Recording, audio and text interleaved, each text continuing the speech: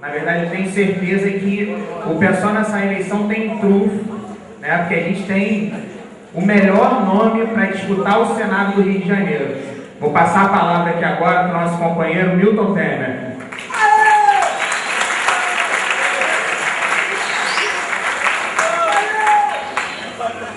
Meus camaradas, minhas camaradas,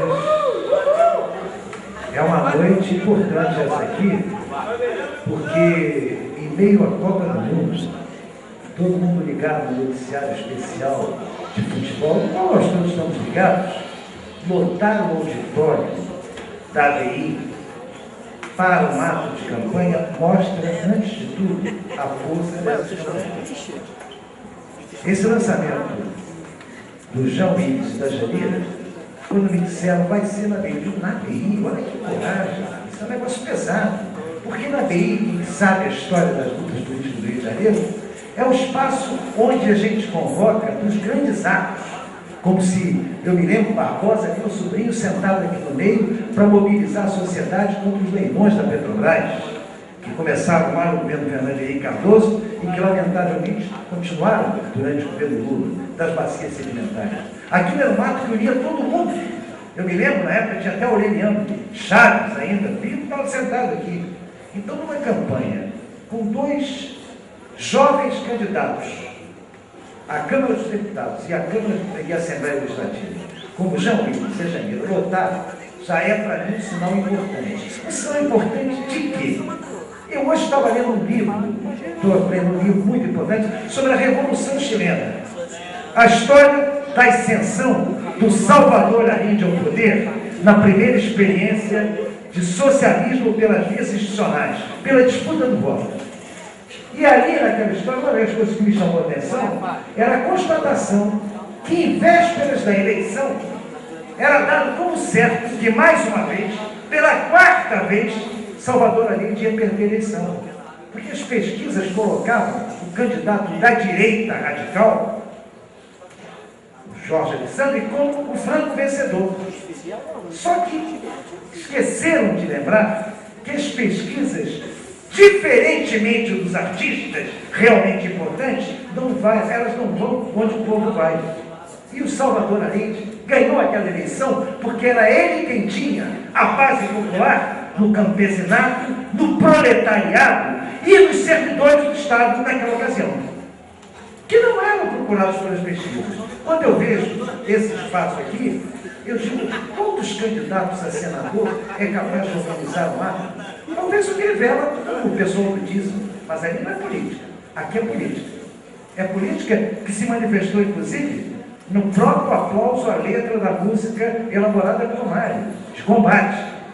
É política porque vocês aqui se dividem entre os que estão na área fundamental da saúde e os que estão na luta pela reforma agrária neste país, duas áreas fundamentais de qualquer governo democrático e que foram profundamente traídas, não só pelo governo Fernando Henrique Cardoso, como pelo governo Lula. Ah, mas o Lula está com uma popularidade inalcançável, é verdade, porque ele competentemente descobriu que a direita não sabia fazer uma coisa, que os capitalistas não sabiam fazer uma coisa, que ele ia fazer para eles, que era abrir mão de alguns anéis para preservar os colares, os dedos, as coroas e os tesouros. E ele inventou isso com o quê? Fazendo a chamada Bolsa Família. Bolsa Família que tirou da miséria muita gente, que mudou a vida de muitos municípios. É verdade. Só que ninguém tinha feito conta antes, como o Lula, que se mostrou o maior agente do capitalismo, o mais competente operador do capitalismo no Brasil, ninguém tinha feito as contas para constatar que o que se gasta durante um ano inteiro para atender com Bolsa Família 11 milhões de famílias, correspondia ao lucro em 9 meses de um dos dois grandes bancos privados. Não é dos dois, não, de um dos dois bancos privados. O segundo, 8 milhões de reais. Porque o primeiro, em 9 meses, lucrava 500 milhões a mais do que o governo gastava durante todo o ano com Bolsa Família. E por que o capitalismo bateu palmas por isso? Só, mas foi muito barato tirar o povo da rua.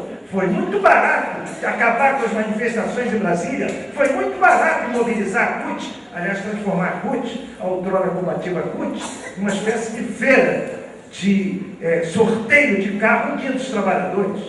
Janira, que é uma combatente sindical e que é daquelas que sabem que o sindicato não é apenas um instrumento da corporação, mas é também um instrumento da luta de classe, lembra bem o que eram os nossos usados da CUT no bom tempo aqui no Rio de Janeiro, inteiramente abandonados, porque a CUT era uma coisa de combate e oposição sem grande cobertura do grande capital. E em quem se transformou disputando com a força sindical? Qual das duas é mais peleira? O Lula conseguiu isso, conseguiu com competência. Então nós temos que saber que nós estamos enfrentando um adversário sério, nós estamos enfrentando uma disputa séria. Quando você vê isso que o Eliomar lembrou, a bandidagem internacional, quando eu digo bandidagem internacional, não tem perigo de ser processado, porque Paulo Maluf, se sair do Brasil, tem 180 países do mundo, onde ele não pode entrar, porque se entrar vai preso. Ele vai preso porque, pelo que roubou na prefeitura de São Paulo e fez de evasão de divisa, ou seja, lavou dinheiro criminoso em bancos internacionais. 180 países do mundo prendem o Paulo Maluf sem ele ser lá. Por incrível que pareça, ao contrário da ditadura em que tínhamos que fugir, o Paulo Maluf tem que se exilar no Brasil para não ser preso. E pior, no Brasil ele não se exila. Ele é da base de apoio do governo, da candidatura do governo Lula. Então nós temos que começar a esclarecer para os companheiros, olha aqui, meus amigos, vocês têm que entender que um pão pode impedir que um homem morra de fome, não há dúvida. Se ele comer um pão por dia e tomar um copo d'água, ele não morre de fome. Mas alguém pode se contentar em viver a vida com um pão e um copo d'água todo dia? Não. Então, Bolsa Família é uma esmola que vocês não podem aceitar, porque o filho de vocês não tem escola pública, não tem saúde pública